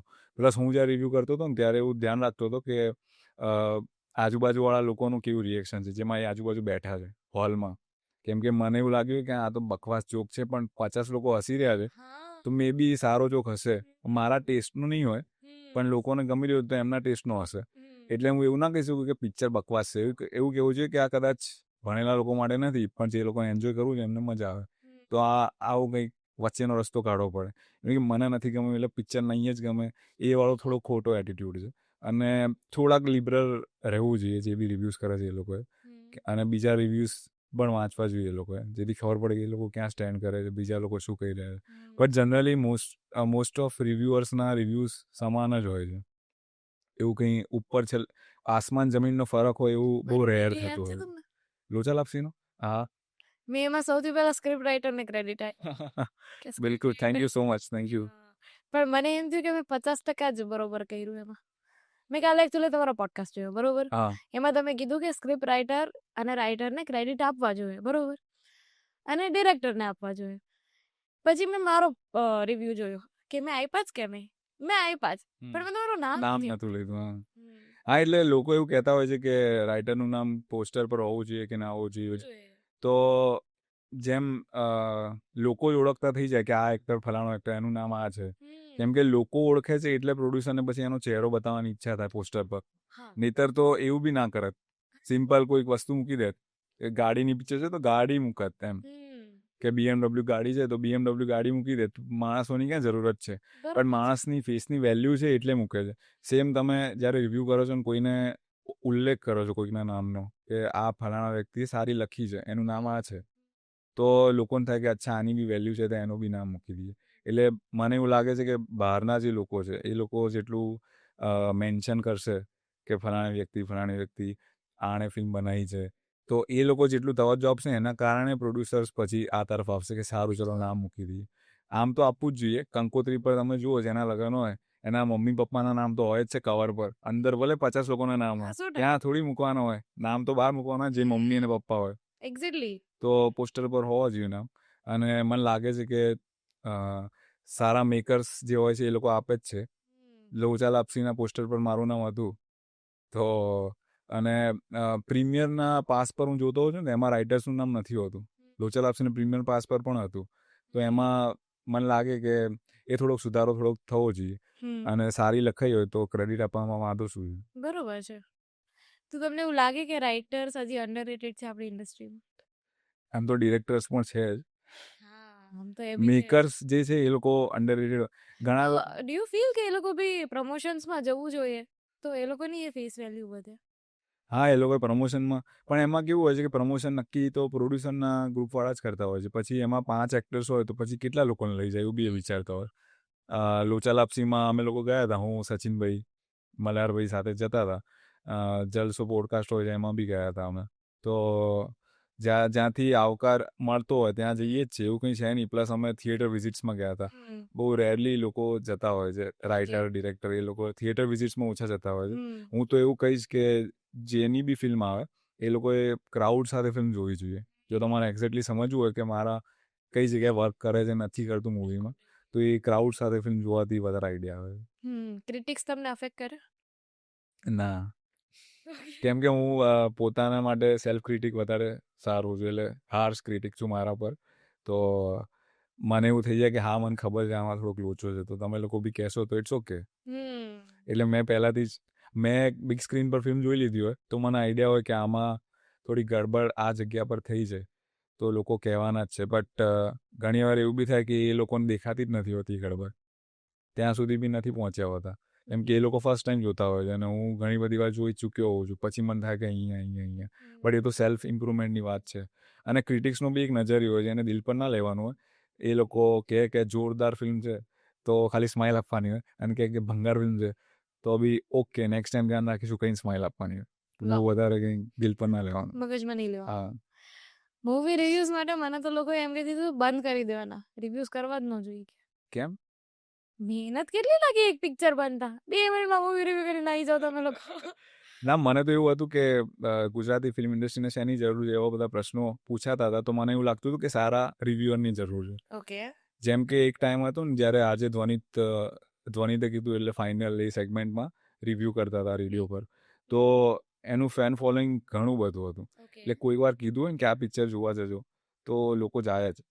એટલે આમાં નુકસાન ખરાબ ફિલ્મોને નથી, એકચ્યુઅલી આમાં પોઝિટિવ એસ્પેક્ટ છે સારી ફિલ્મોનો, કે અગર કોઈ ફિલ્મ છે એને જોવી જ જોઈએ એવું લોકો કહે તો પછી લોકો જોવા જશે. કોઈ એવું કહેશે કે આ પિક્ચર બકવાસ છે જોવા ના જતા, તો પણ જે જોવાના છે એ તો જવાના જ છે, એટલે એટલો કોઈ અસર પડવાની નથી. 100%. આની અસર ખાલી સારી રીતે જ પડે છે કે કોઈક કહે કે આ ફિલ્મ જોવા જાઓ તો પછી કહે સારું ચલો આટલું બધું કહે જ છે તો જોઈ આવીએ, અને ગમે પછી એટલે કે હા પેલા લોકોએ સાચું કીધું. એટલે આમાં કેવું કરવું જોઈએ કે જે રિવ્યુઅર્સ તમને ગમતા હોય એમના બધા રિવ્યૂઝ તમારે જોવાના, પછી લાગે કે આની અને મારી વેવલેન્થ મેચ થાય છે તો આ જ્યારે એવું કહેશે કે આ ખરાબ છે તો હું નહીં જોઉં, કહેશે કે સારું છે ત્યારે જઈશ. એવી રીતે પર્ટિક્યુલર એક વ્યક્તિને પકડવા જોઈએ કે આ કહે છે તો જોઈ આવું ચલો. અથવા તો પછી ગટ ફિલિંગ હોય જ કે ગમે તેવી પિક્ચર મારે તો જોવા જવી જ છે તો પછી જઈ આવવાનું, રિવ્યૂઝની રાહ નહીં જોવાની, ફર્સ્ટ ડે જઈ આવવાનું, ફર્સ્ટ ડે પર જ જઈ આવવાનું. મૂવી રિવ્યુઝના બી અમુક ક્રાઇટેરિયા હોય છે ને કે એને જે જેનરના મૂવી ગમતા હોય રાઈટ, એ જેનરનું મૂવી આવે તો એને ગમે, રાઈટ. બાકી ના ગમે. ધારો કે મને એક્શન નહીં ગમતું તો મને એક્શન નહીં ગમે. તમારી હવે નેક્સ્ટ અપકમિંગ મૂવી જે આવી રહી છે એ છે સરપ્રાઈઝ, એના વિશે તમે શું કહેવા માંગશો? એટલે કાર ટ્રિલોજીનો 3rd પાર્ટ છે. ઓકે. ફર્સ્ટ બાગડ બિલ્લા, સેકન્ડ લોચા લાપસી અને થર્ડ જે છે એ સરપ્રાઈઝ. તો સચિન બ્રહ્મભટ્ટ ડિરેક્ટર અને મેં લખી છે. તો અમે લોકો આ વખતે બી કારવાળી જ ફિલ્મ આવી રહ્યા છીએ. અમે લોકોએ કાર ટ્રિલોજી સ્ટાર્ટ કરી એના પછી તમે જોયું હશે ગુજરાતીમાં ઘણી બધી કારની મૂવીઝ પણ આવી ગઈ, તો હજી એક બીજી અમારી બાકી છે, આવવાની છે. આ વખતે એટલે બાગડ બિલ્લા છે એ રાતની વાત હતી, પછી લોચા લપસી દિવસની વાત હતી. આ વખતે થોડું મિશ્રણ છે, રાત પણ છે દિવસ પણ છે. અને બાગડ બિલ્લા અને લોચા લપસીમાં મેઇનલી બોયઝ ચલાવી રહ્યા હતા ગાડી, અને જે છોકરી હતી એ પાછળ બેઠેલી હતી. આ વખતે ઊંધું છે, છોકરીઓ આગળ બેઠી છે, ઓકે. ગાડી છોકરીઓ ચલાવી રહી છે. મેં વિચાર્યું why should boys have all the fun, છોકરીઓ ચલાવે ગાડી. બરોબર. તો આ વખતે છોકરીઓ ગાડી લઈ નીકળી છે, અને શું થવાનું છે ધમાલ એ તો ફિલ્મમાં જ ખબર પડશે. બટ આનો સ્ક્રીન પ્લે પેટર્ન બી એકદમ અલગ છે, એ તમે કોઈ ફિલ્મમાં નહીં જોઈ હોય. અને આઈ એમ એક્સાઇટેડ કે લોકો આને કેવી રીતે રિસીવ કરે છે, કેમ કે આમાં લખતી વખતે બહુ જ બધા ચેલેન્જીસ આવ્યા હતા, કેમ કે એકદમ સ્મૂથ બી ફિલ્મ છે, અને એ સ્મૂથ એટલી બધી છે, ઇઝી એટલી બધી છે ને કે એને લખવા માટે અને પતાવવા માટે બહુ જ બધું વિચારવું પડ્યું. ઓકે. તો એમાં અમે ટ્વિસ્ટ એન્ડ ટર્ન્સ એક્સપેક્ટ કરી શકીએ? અઢળક અઢળક. એમ, એટલે લોચા લાપસી જઈ એવું છે ને? Hope so. ના સમજાઈ જ જશે. લોચા લાપસી કરતા ઉપરની ફિલ્મ છે એવું બધા લોકો માને છે, તો જોઈએ તમે લોકો શું કહો છો, ઓડિયન્સ શું કહે છે. ઓકે. તો તમને એવો વિચાર કેવી રીતે આવ્યો કે આપણે હિન્દી એક્ટર્સ ને આમાં લઈએ? એ તો પ્રોડ્યુસરનું કામ છે એકચ્યુઅલી, ઓકે. કે એમની જોડે જ્યારે તમે કેરેક્ટર લખ્યું હશે ત્યારે તમે વિચાર્યું તો હશે ને કોકને ધારીને કેવું કે આ ના, આ એકચ્યુઅલી બાગડ બિલ્લાનું શૂટિંગ પતાવીને હું ઘરે આવ્યો ને ત્યારે પછી મેં બીજા દિવસે જ વિચાર્યું કે દિવસની વાત હોય તો શું થઈ શકે, એટલે મેં લોચા લાપસીનું સ્ટાર્ટિંગનું વિચાર્યું. પછી મેં કીધું કે ના આ તો સિમિલર થોડુંક થઈ રહ્યું છે, તો અગર છોકરીઓ ગાડી ચલાવે તો શું થાય, તો એ જ દિવસે તરત બીજી સ્ટોરી વિચારી જે આ હતી.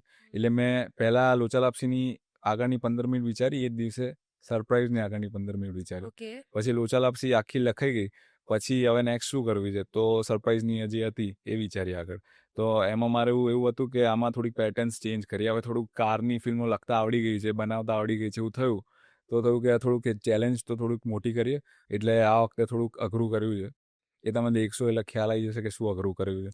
ફિલ્મ સ્ટાર્ટ થશે ક્યાં અને પતશે ક્યાં ખબર જ નહીં પડે, ફાસ્ટ જઈ રહી છે. અને આમાં એવું હતું કે જ્યારે આમાં ચેન્જીસ કરવા બેસતો હતો ને, તો ફર્સ્ટ સીન ચેન્જ કરવા બેસું એટલે એક જ સીન છે, પહેલેથી ચાલુ થાય ને છેલ્લે પતે, ઓકે. થ્રુ આઉટ ફિલ્મ જતી હોય. તો ચેન્જ કરવામાં બી આમાં થોડુંક અઘરું પડે કે અહીંયા ચેન્જ કરવું છે, તો પછી આગળ આગળ આગળ ચેન્જ કરતાં કરતાં કરતાં આખી પતી. એટલે ડ્રાફ્ટ્સ આમાં ઘણા બધા બન્યા છે. હમ. એટલે ચેલેન્જિંગ તો છે આ ફિલ્મમાં. કારની મૂવીમાં પ્રોડક્શન ઓછું થાય? હા, એટલે કારમાં એવું હોય કે તમે કેમેરો માઉન્ટ કરી દો કાર ઉપર, પછી તો કાર ચલાવી રહ્યા હોય કે કોઈ ખેંચી રહ્યું હોય, પણ બાકી કોસ્ચ્યુમ સેમ હોય, બોલવાનું તો એનું એ જ હોય. એટલે તમે અહીંયા ફ્રન્ટ કેમેરો લગાવીને બધા ડાયલોગ્સ બોલી લીધા, સાઈડ પર લઈ લીધા, આ સાઈડ લઈ લીધા, બીજા કોઈ એંગલ્સ લેવા હોય એમાં લઈ લીધા, એટલે ફટાફટ ડાયલોગ્સ થઈ જાય ડન. અને પછી 3 શોટ લઈ લીધા. શૂટ થઈ? એ બી એકચ્યુઅલી 20 દિવસ જેવું જ હશે. ઓકે. પછી એમનું ડબિંગ, પછી રિલીઝ, એડિટિંગ. હા, એ બધું ફાઇનલી 16 મે આવશે હવે. એક્સાઇટેડ. યસ. મૂવી રાઇટિંગની આખી પ્રોસેસ કઈ રીતની હોય? એટલે જનરલી બધા રાઇટર્સની અલગ અલગ હોય છે, બટ હું એવી રીતે ફોલો કરું છું કે હું પહેલાં જે જોનરનું ફિલ્મ લખવા માંગુ છું એવું એક મ્યુઝિક પીસ શોધું જેમાં લિરિક્સ ના હોય, એટલે ઓનલી ટ્યુન જ હોય. જેમ કે લોચા લાપસી છે, તો એના માટે મેં એજન્ટ વિનોદ થીમ એક મ્યુઝિક પીસ છે, જેમાં કોઈ લિરિક્સ નથી, શબ્દો નથી, એ ખાલી પીસ જ છે, 3 મિનિટ સમથિંગનો છે. તો એ હું હેડફોનમાં લગાવી દઉં અને લૂપ પર મૂકી દઉં, એટલે કન્ટિન્યુઅસ વાગ કરે, એટલે પછી 50મી વાર વાગતું હોય ને ત્યારથી પછી સીન દેખાવાના ચાલુ થઈ જાય. એટલે હું ફિલ્મ જ જોતો હું આંખો બંધ કરીને કે ફિલ્મ ચાલુ થઈ ગઈ ચાલો. એટલે મારી જોડે બેઝિક આઈડિયા હોય કે આ રીતનું એક કેરેક્ટર છે એન્જિનિયર, જેને ગાડીમાં બેસીને કચ્છ બાદ જવાનું છે, અને હવે મ્યુઝિક ઓન થયું તો શું થશે. એટલે તમે એજન્ટ વિનોદનું થીમ સાંભળશો અત્યારે અને આંખો બંધ કરીને સાંભળશો ને તો લોચા લાપસી જ દેખાશે, કેમ કે એમાં જેટલા બી અવાજ સંભળાય છે ને બધા પિક્ચરમાં છે. ટ્રેનનો અવાજ છે, ફાટકનો છે, પછી ગોળીનો છે, પછી ચેઝિંગ થયું એવું કંઈક છે, બધું જ તમને ફિલ્મ જ દેખાઈ જશે હવે તમે સાંભળશો ને તો એ ટાઈપની મારી પ્રોસેસ હોય છે સ્ટોરી વિચારવા માટે. પછી સ્ટોરી વિચારાઈ જાય પછી એમાં થોડુંક મિકેનિકલ ટર્મ્સ એડ થાય, સ્ક્રીન પ્લે ફોર્મેટ આવે, ફર્સ્ટ સીન આ, સેકન્ડ સીન, થર્ડ સીન આ, લાસ્ટ સીન આ, એ ટાઈપનું સીન્સ લોક થાય, અને એના પછી એ અપ્રૂવ થઈ જાય, એના પછી ડાયલોગ્સ લખવાનું શરૂ કરવામાં આવે. તો જે પ્રકારના કેરેક્ટર્સ હોય એ પ્રકારની એમની લેંગ્વેજ હોય, એ પ્રકારની એમની વોકેબ્લરી હોય. પછી મને થોડાક ભારે શબ્દો આવડતા હોય, બટ જે કેરેક્ટર છે એ ડ્રાઈવરનો છે, તો પછી હું એને એવા શબ્દો ના આપી શકું, થોડાક મારે હળવા રાખવા પડે. પ્લસ ગાડીવાળી ફિલ્મમાં એક એવું હોય છે કે તમે ગાડીમાં જ્યારે ગાડીને પસાર થતી દેખાડો તો તમે એટલી બધી સ્ટોરીને હલાવો નહીં તો ચાલે, કેમ કે કંઈક તો મૂવિંગ છે, ગાડી તો મૂવિંગ છે. પણ જ્યારે તમે ગાડીની અંદર આવો છો તમને એવું લાગે છે કે ગાડી ચાલી રહી છે, બટ એ તો સ્ટેટિક શોટ હોય છે એમાં. એટલે તમે ગાડીની અંદર કેમેરો મૂકી દીધો તો એમાં 3 જણ બેઠેલા જ દેખાશે. પછી તમારી વાર્તા કે વાતો એટલી ઇન્ટરેસ્ટિંગ હોવી જોઈએ કે લોકોને જોવાની ઈચ્છા થાય, જે સૌથી ચેલેન્જિંગ પાર્ટ હોય છે કારવાળી મૂવીઝ લખતી વખતે. કે તમે એવું વિચારો કે ગાડી તો જઈ જ રહી છે ને, તો પછી હાય કેમ છે પેફર આપને એવા બધા ડાયલોગ્સ બી એડ કરી દઈશું તો વાંધો નહીં આવે. બટ ના, ત્યારે તમારે સાવચેત રહેવું પડે કે તમે એવા ડાયલોગ્સ ના લખો જેના કારણે થોડુંક બી બોર્ડમ આવે અને સ્ટોરીને ભગાવતા જ રહો જ્યારે તમે સ્ટેટિક શોટમાં છો. પછી ગાડી જતી હોય ત્યારે એટલે હંમેશા એવું રાખવાનું કોઈક વસ્તુ મૂવિંગ હોય શોટમાં, કાં તો ગાડી, કાં તો વાર્તા, કાં તો વાતો. હું એક સક્સેસફુલ ટ્રાયોલોજી કાર વાળી મૂવી વાળા સાથે વ્યક્તિ હારે બેઠી છું. ઓ ભાઈ.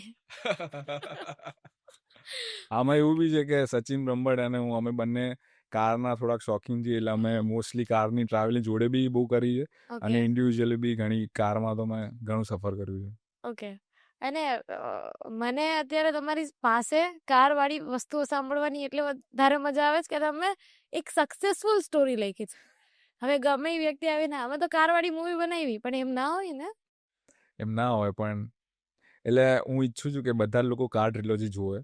જે લોકોએ હજી સુધી બાગડ બિલ્લા અને લોચા લાપસી નથી જોઈ અને એ લોકોને સરપ્રાઈઝ જોઈ છે, તો હું એવું ઈચ્છું કે એ લોકો જોજો પર જોઈને આવે તો એમને ખ્યાલ આવશે કે 3 ફિલ્મો ના કનેક્શન એવું કંઈ છે નહીં, બટ અમુક એલિમેન્ટ્સ ત્રણેય ફિલ્મમાં છે. ઓકે, પછી કહી મેકર્સ શકો? તમે લોકો જ કહેજો ને, અથવા તો રિલીઝ થઈ જાય પછી એની પર ચર્ચા થશે.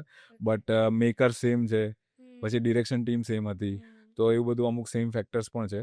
અને એક મજાની વાત એ છે કે આમાં લોચા લાપસીના રિવ્યૂઝમાં મેં માર્ક કર્યું હતું કે કોઈએ એવું મેન્શન નહોતું કર્યું કે સેમ કોસ્ચ્યુમમાં આખી ફિલ્મ પતી ગઈ, કેમ કે એ લોકોનું ધ્યાન જ નહોતું ગયું કે એકચ્યુઅલી સેમ કોસ્ચ્યુમ જ હતા. એકચ્યુઅલી તો અમે લોકોએ ટ્વિસ્ટમાં ઓન ધ ટોઝ રાખ્યા હતા લોકોને, કે એમનું ધ્યાન વાર્તામાં એટલું બધું હોય ને કે એમને દેખાય જ નહીં કે બધા એક જ કપડામાં છે, એ જ દિવસની વાત ચાલી રહી છે, બીજા કોઈ દિવસનો સીન નથી, રાતનો કોઈ સીન નથી.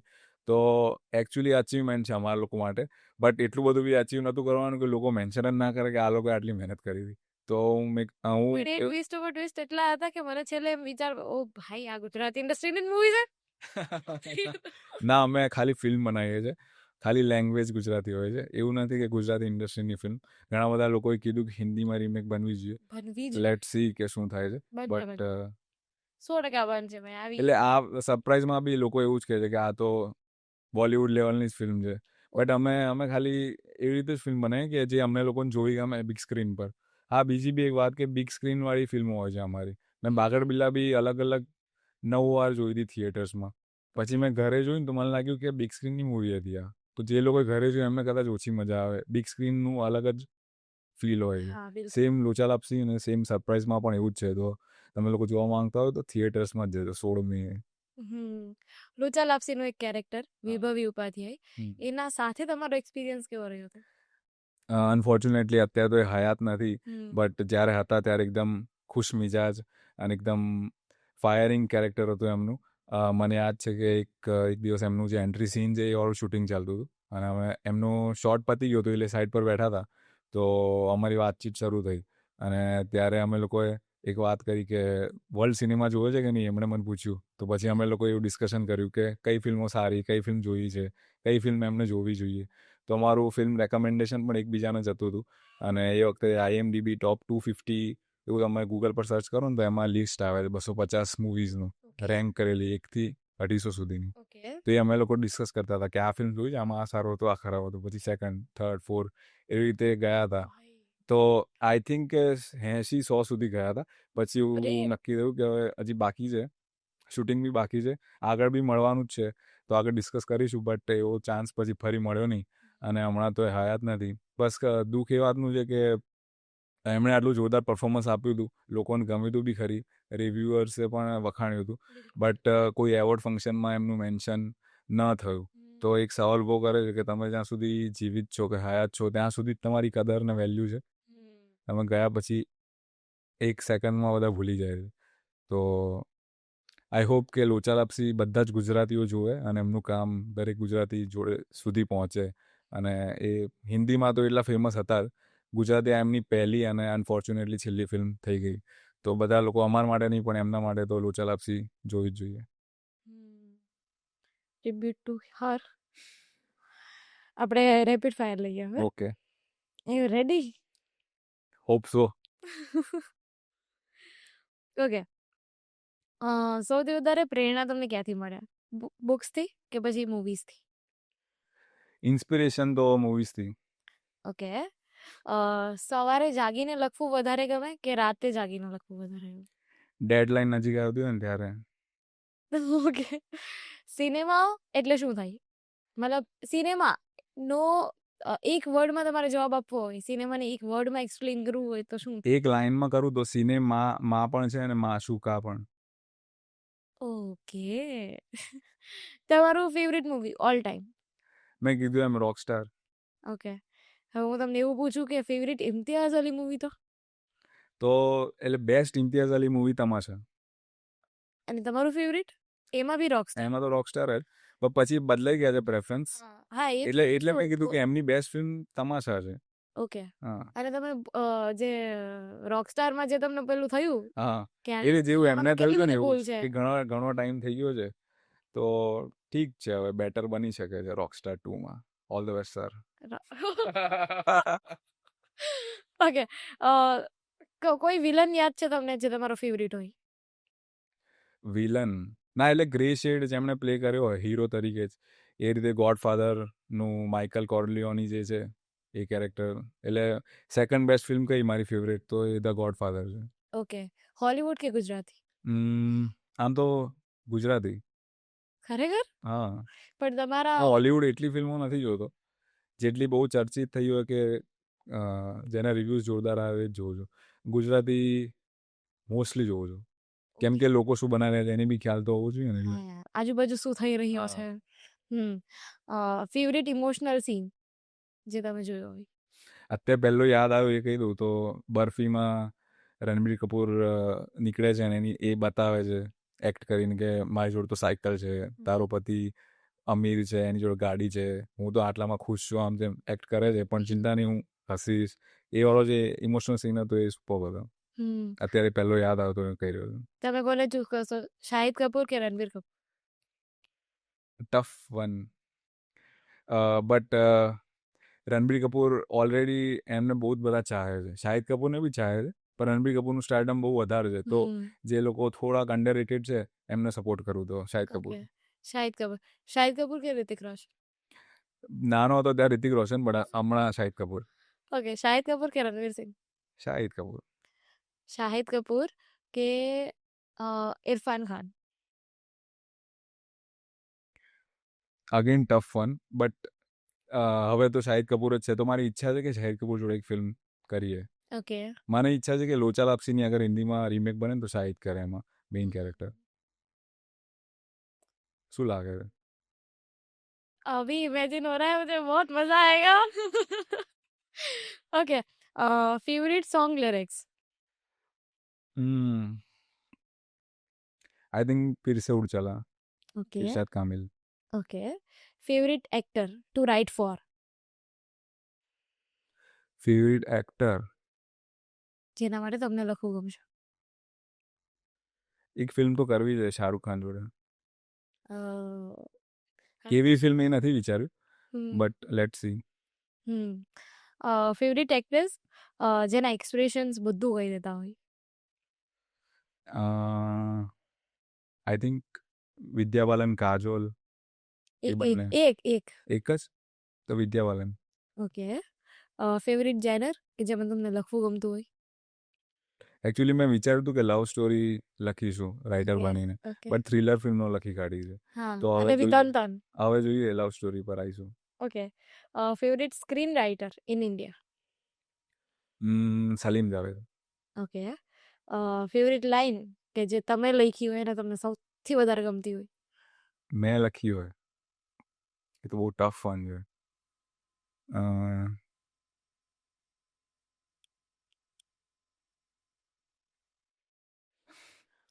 બહુ ટફ છે આ તો. It was a rapid fire round. આપણે બહુ શાંતિથી સ્લોલી જઈએ છીએ.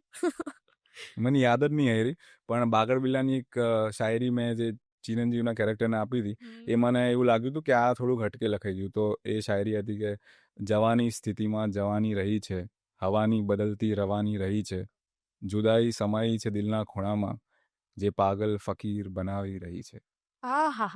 તો મેં લખાઈ ગઈ હતી સારી. લખાઈ તમારે બધું સારું લખાઈ જ જાય છે.